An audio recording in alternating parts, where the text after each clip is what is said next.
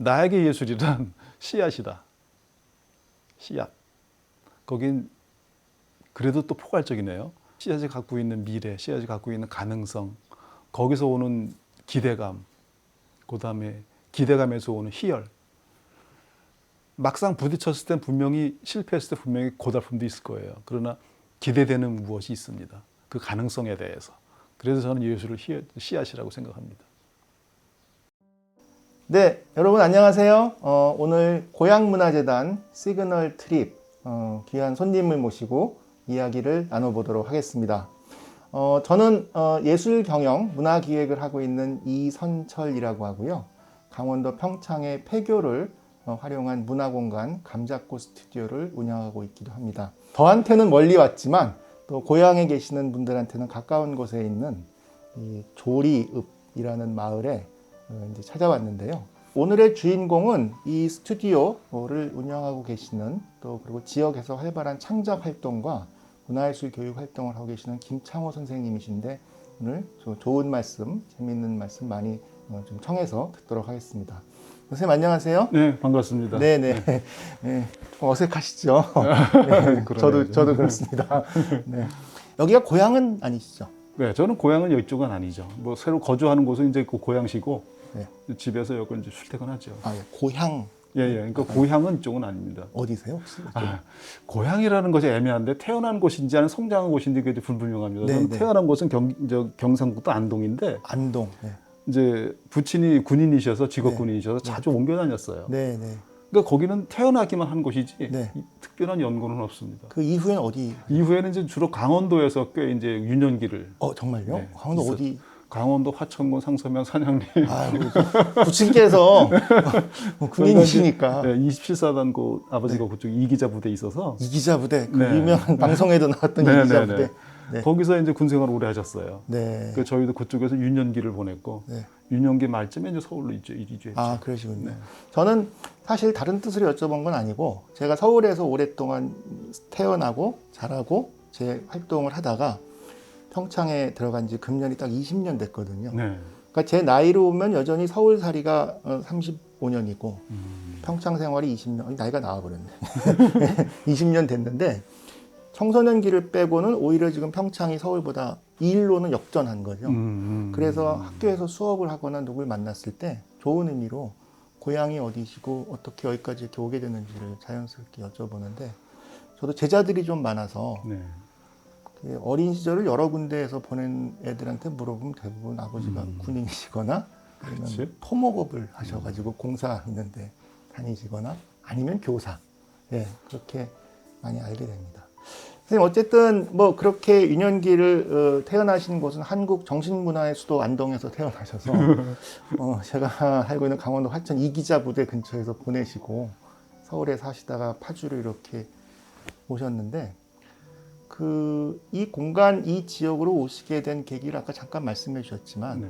그래도 대부분 뭐 예술하시는 분들이 서울이나 대도시에서 활동하시는 거를 더 선호하실 수도 있는데요. 시장이 아무래도 거기 많이 네, 형성되어 네, 네. 있으니까 여기 와서 좋은 점이나 오신 이유가 있으실까요? 여러 가지 이유가 있는데 네네. 크게 이제 두 가지 정도로 나누면 이 시각 예술하는 사람들은 스튜디오가 갖고 있는 게 꿈이에요. 네네. 조그만 공간에도 자기 공간이 있을 때부터 창작이 가능하니까 네. 집에서도 할 수 있지만 그것도 제약이 되죠. 네. 근데 서울이라는 곳은 이 공간을 확보하기가 쉬운 곳은 아니잖아요. 네, 가난한 작가들한테는. 네. 네. 또 한 가지는 이 자연이라는 것이 네. 그렇죠. 네. 제가 작업하는 그 패턴을 보면 아무래도 자연 수능적인 게 많습니다. 네. 도회적인 것보다는 네. 물론 컬러가 있고 그렇지만 네. 그래서 그런 것들이 아무래도 여건이 훨씬 더 창작할 때 저한테는 많은 도움이 되고 네. 있습니다. 네. 제 주변에 많은 또 작가 친구들이 아무래도 있지 않겠어요? 저도 네. 직업이 그러니까 그럼 자연을 좋아하는 자연에서 영감을 얻는다는 친구도 있고 또 도시에 가서 또 아주 또 어떤 긴장감이나 네. 세련됨에서 작품에 영감을 얻는다는 분도 있는데 저도 사실 폐교 강원도 간 것도 자연이 좋아서 지어가지고 여전히 그러는 자연 친화적인 환경에 대한 소중함이나 또 즐거움을 잘 알고 있기도 합니다. 네. 그래도 오늘 또 이렇게 시간을 내주셨으니까 선생님께서 하시는 창작 활동, 작품의 세계 그런 걸 우리 또 보시는 분들을 위해서 소개해 주시면. 이제 이런 질문을 받을 때마다 네. 많이 이제 생각이 복잡해집니다. 왜냐하면 네. 우리는 생각을 그림으로 표현하는 사람인데 네. 이제 그걸 말로서 드러내야 되고 때로는 글로 드러낼 때는 상당히 순간적으로 고민을 안 할 수가 없습니다. 네. 그래서 그럼에도 불구하고 이제 늘 이렇게 생각해 왔던 것들 얘기해 보자면 아까도 서두에 말씀드렸지만 자연수능적이라는 얘기를 했는데 사실은 모든 예술들이 인간의 삶의 문제잖아요. 기본적으로 거기서 출발하는 것이고 거기에서 이제 조금씩 확장해 나간다고 저는 판단을 하는데 저 역시 그렇게 시작을 합니다. 그래서 제 그림 세계를 본다면 뭐 그렇다고 일목요연하게 한마디로 딱 잘라서 말할 수는 없지만 그래도 몇 가지 이렇게 패턴이 있는데 지금까지 그림들이 쭉 변해 오면서 가로질러 왔던 그 중간에 가로질러 놨던 부분은 바로 아까 말하는 그 삶의 문제예요. 그래서 거기에서 오는 인연의 문제 또는 죽음의 문제 또는 거기서 부대끼는 우리의 모든 감정 희로애락들을 다 이제 담아내려고 애를 썼는데 그것을 어떤 문제를 해결하기보다는 자꾸 문제를 노출시키는 거죠. 작품을 통해서.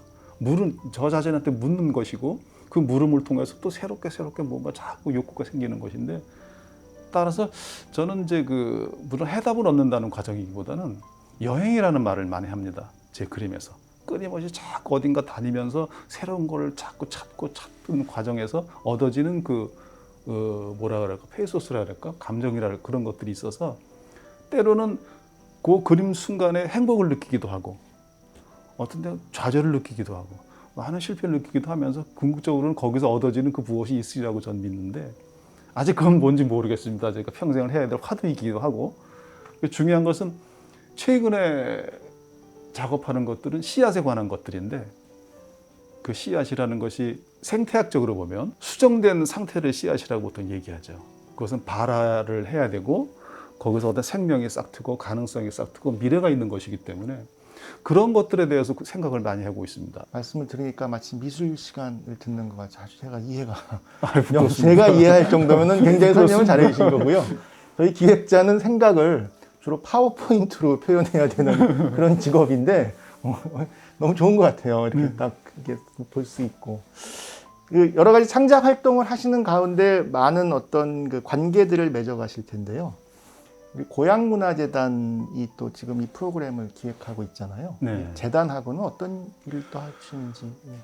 그것도 또 인연이 깊네요. 네, 이제 네. 그림을 하다 보면 처음에 그림을 시작하면서 물론 시작됐지만 오래전에 문화재단의 미술관이 처음 생기면서 네. 그 아란미술관에서 작품을 안내를 하는 거죠. 관객들을 유도하고 작품을 보호해주고 여러 가지 이제 부분을 하는데 또 관객들이 뭔가 궁금한 거 물어봤을 때 기본적인 안내도 해주고 그런데 그러면서 한두 달 작품을 보다 보면 저거가 상당히 도움이 됩니다. 실제로 이기적인 거예요. 남을 도우려 갔는데 내가 배우는 게 많았어요. 한 작품을 두 달, 세 달 본다는 것은 큰 행운이고 거기서 느껴지는 얻어지는 것들은 뭐 일로 표현할 수 없는데 겪어본 사람은 알 거예요. 아무튼 그런 인연으로 해서 지금까지 지내고 지금도 현재 뭐 안내원으로 해서 뭐 지내고 있습니다. 네. 안내원은 맞으신 것 같은데 도슨트인가요? 그거를 어떻게? 네, 도슨트하고는 좀 다르죠. 좀 다른가요? 네, 네. 도슨트는 작품을 이제 설명하는 설명하고, 사람들이고 네. 저는 안에서 스태프로 해서 네. 관리하는 사람이죠. 미술관에 가면 그냥 작품만 보는 것도 물론 좋겠지만 네, 그런 설명이나 또 해설이 있으면 네, 이해도도 훨씬 높아지고. 훨씬 좋죠. 네, 네. 특히 이제 지역 주민들 중에는 그렇게 예술이 친숙하지 않은 분들도 있을 수 있어서 네, 네, 네.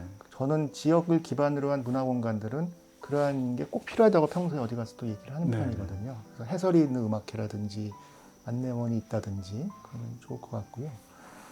또 혹시 제가 질문에 없는데 네. 우리 고향문화재단 또는 이 지역하고 하시는 좀 이렇게 말씀해 주시고 싶은 활동이 있어요? 그 아란미술관 또는 어울림미술관 그쪽 개념 맞으면서 물론 제가 이제 업무를 할 때는 업무이기 때문에 공과사는 분명히 구분을 해야 되는 것이고 네. 내부적인 일들은 밖에서 얘기할 수는 없는 부분이 사실 있잖아요. 네. 그럼에도 불구하고 갈등을 갖고 있다가 언제부턴가 지금 미술관이 시립미술관이잖아요. 네. 이젠 네. 시립미술관에서 면모를 가지려면 네. 전문적인 전시 인력이 저는 있어야 된다고 봅니다. 네. 네. 전시 인력이라는 것은 전시팀이 전문화된 전시팀이 있어서 전시를 정말 집중력 있게 밀도 있게 퀄리티 있게 해줄 때 그것이 시민들한테 도움되는 것이라고 보시고 그리고 그것이 시민들의 권리라고 저는 보거든요. 네, 네. 전문적인 전시팀이 퀄리티 있는 전시를 계속 할 수 있을 때 시립미술관이 안에 뭔가 토대가 되는 것이고 그 토대로 해서 시립미술관이 고양시를 자랑할 수 있는 네. 자랑할 만한 공간이 되지 않을까 저는 그런 생각을 해봤습니다. 네, 네. 아니 저희는 그런 말씀을 듣고 싶어서 이렇게 또 현장에 찾아오는 것도 있고요. 네. 또 모든 좋은 말씀이 또 현실화되기까지는 어려운 점도 있겠지만 자꾸 이런 것들이 지역에서 또 네. 공론화되고 인식이 자꾸 쌓이다 보면은 네. 잘 될 거라고 생각을 합니다. 네, 그럼 오늘 인터뷰는 여기서 마치기로 하겠습니다. 선생님 고맙습니다. 네, 고맙습니다. 네. 감사합니다.